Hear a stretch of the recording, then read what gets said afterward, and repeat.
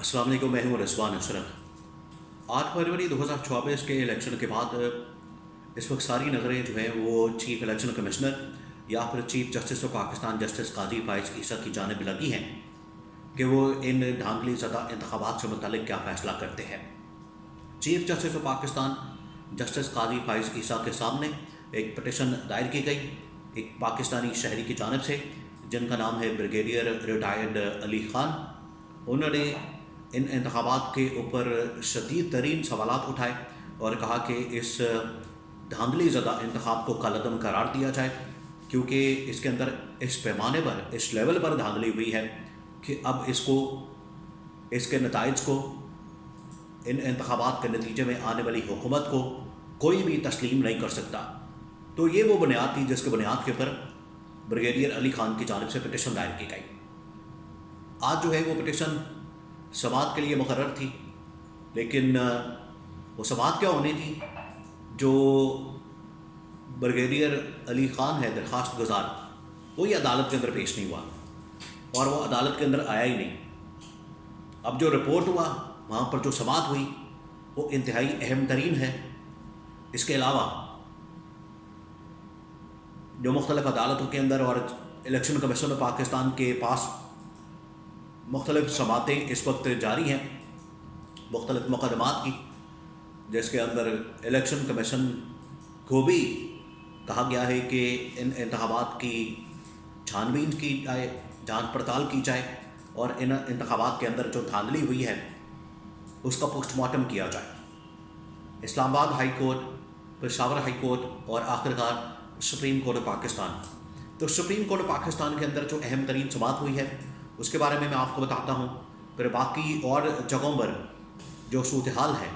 उसके बारे में मैं आपके साथ इंफॉर्मेशन शेयर करता हूँ। सबसे पहले मैं आपको बता दूँ कि सुप्रीम कोर्ट ऑफ पाकिस्तान में ये जो पटिशन है, इंतहाई अहम तरीन पटिशन,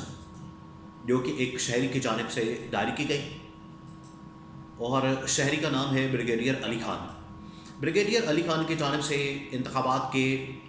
2 से 3 दिन बाद chief justice of Pakistan justice काजी फाइज़ ईसा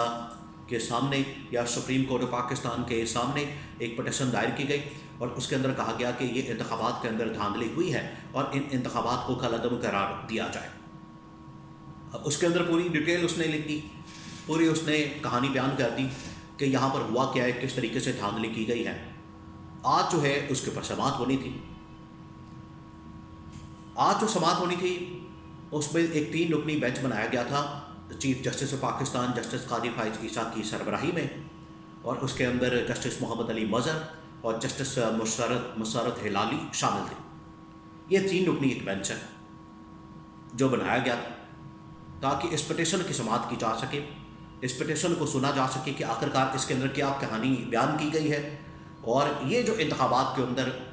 इतना बड़े पैमाने पर धांधली के इल्ज़ामात लगाए जा रहे हैं,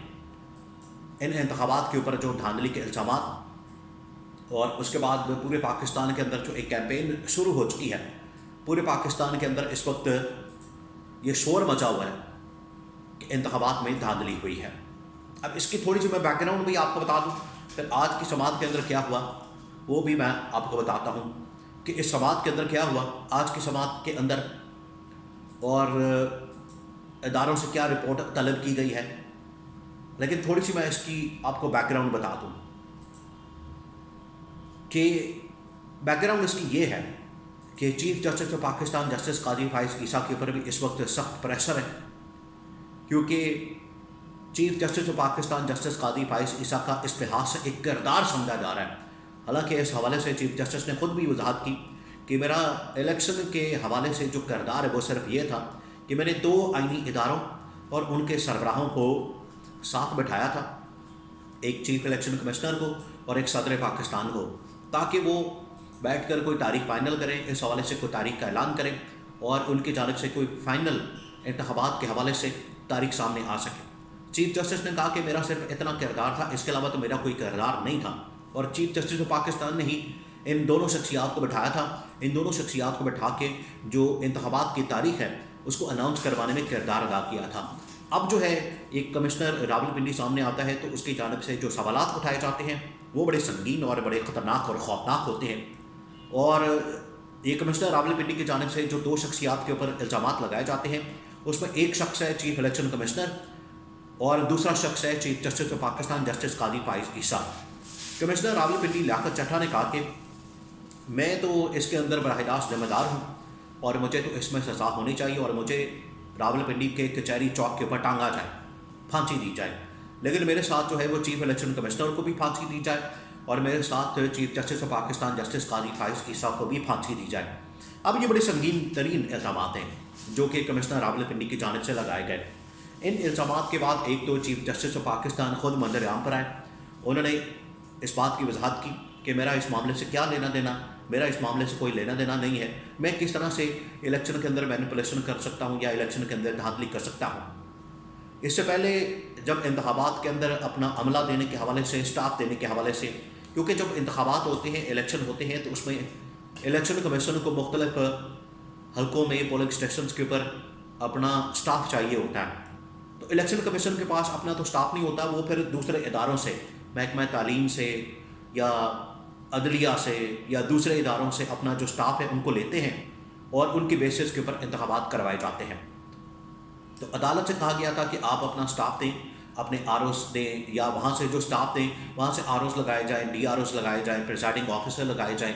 لیکن عدالت نے، عدلیہ نے اپنا اسٹاف دینے سے انکار کر دیا تھا۔ تو چیف جسٹس نے کہا تھا کہ یہ تو ہمارے اوپر، اگر یہ ہو جاتا تو پھر چیف جسٹس کے اوپر تو الزامات کی کچھ سمجھ بھی آتی، لیکن یہ جو الزامات ہیں یہ آخرکار کہیں نہ کہیں جا کے تو کنیکٹ ہوتے ہیں، ان کا جو ڈاٹس ہے وہ کنیکٹ ہوتے ہیں، کیونکہ چیف جسٹس آف پاکستان نے جو چند دن پہلے،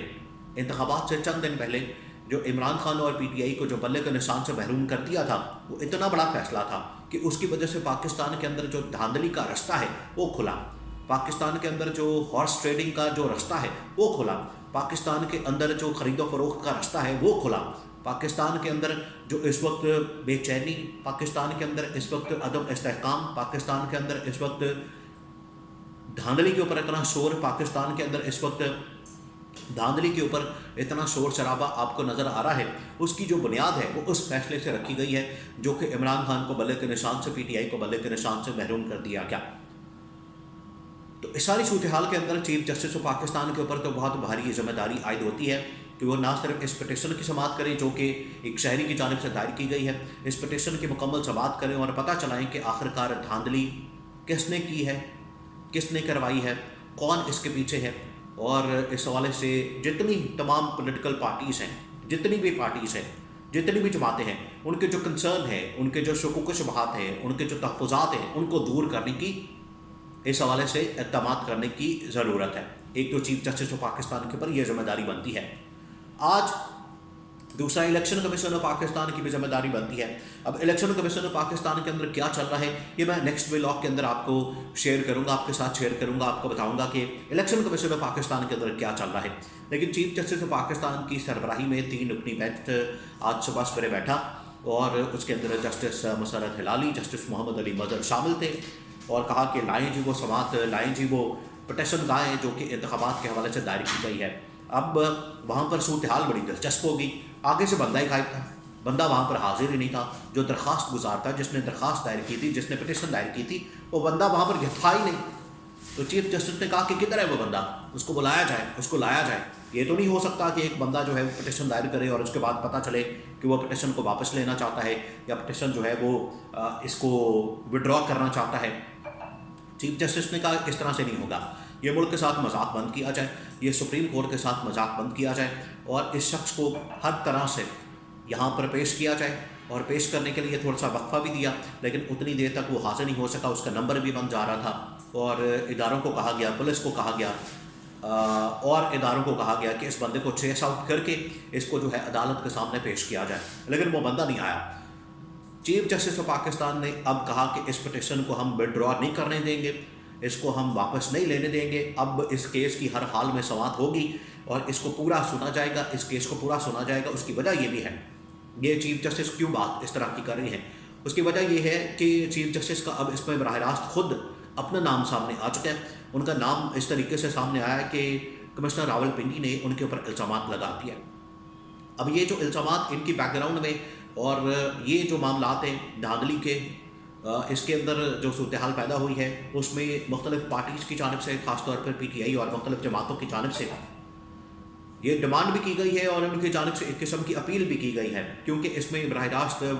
چیف جسٹس کے اوپر ایک انگلی اٹھی ہے، چیف جسٹس کے اوپر جو ہے وہ الزام لگا ہے، چیف جسٹس کے اوپر دھاندلی کا الزام لگا ہے، تو اس وجہ سے چیف جسٹس کو چاہیے کہ وہ کسی قسم کے اس بینچ کا حصہ نہ بنے،